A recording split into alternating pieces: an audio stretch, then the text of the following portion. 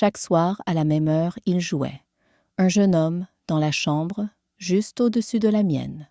Un violon, un peu hésitant au début, puis de plus en plus sincère. Je ne savais pas son nom, je ne savais rien de lui. Mais sa musique remplissait mes soirs doucement. Il devait avoir quoi? 20 ans peut-être, un peu plus. Toujours seul.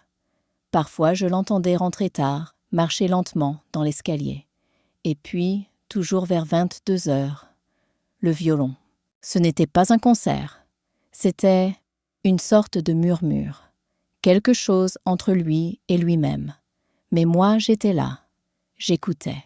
Assis dans mon fauteuil, une tasse de tisane à la main, les yeux fermés. Je suis vieux, vous savez. 84 ans. Veuf depuis longtemps. Les journées sont longues, les nuits encore plus. Mais ces quelques minutes de musique, elles me tenaient compagnie. Elles me rappelaient ma jeunesse, ma femme qui adorait le violon, les étés dans les champs, les bals populaires, les chansons d'autrefois.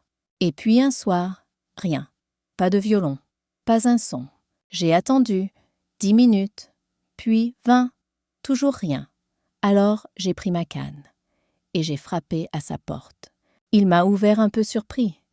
Il avait l'air fatigué, un peu triste aussi. Je ne savais pas trop quoi dire.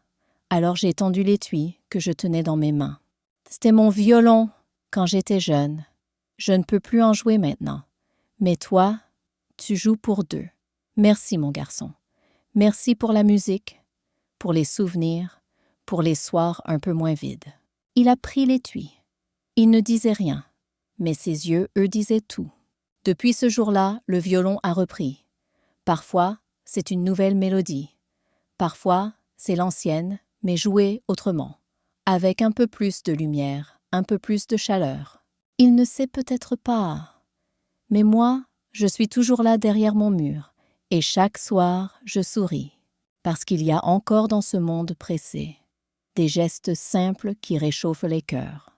Et parfois, il suffit d'un violon pour relier deux solitudes. Merci d'avoir écouté cette histoire. Si elle vous a touché, n'hésitez pas à vous abonner à Cœurs en Histoire. Chaque cœur cache une histoire, et chaque histoire peut toucher un cœur.